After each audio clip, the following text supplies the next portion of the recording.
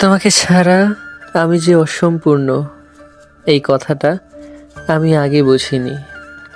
ভেবেছিলাম সময় সব কিছু পূরণ করে দেয়, কিন্তু সময় শুধু এগোয়, পূর্ণতা দেয় না।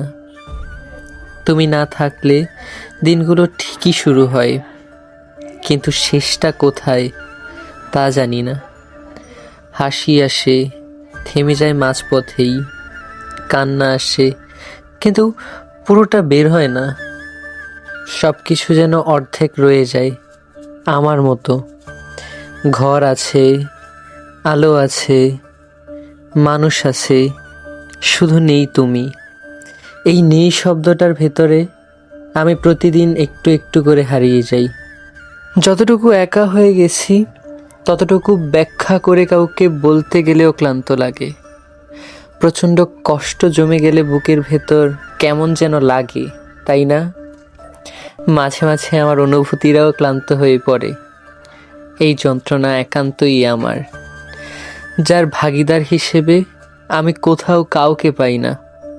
আমি সহজেই সব কিছু মেনে নিই বলে সবাই আমার সাথে কঠিন হতে দুবার ভাবে না।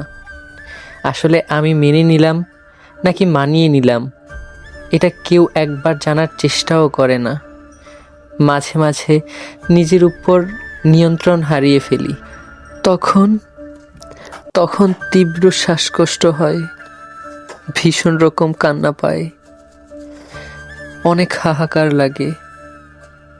অবশেষে মনে হয় আমার যন্ত্রণায় জড়িত দেহে মরণব্যাধি রোগ ছড়িয়ে পড়ুক। সীমিত সময় বাঁচার অজুহাতে এই পৃথিবী আমাকে একটু মায়া করুক।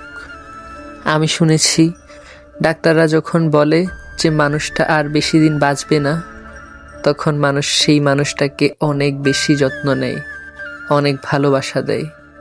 আমিও চাই আমাকে কেউ মন ভরে ভালোবাসুক, শেষবারের মতো হলেও আমাকে প্রাণ ভরে ভালোবাসা দিক। আমি চাই একটু ভালোবাসা।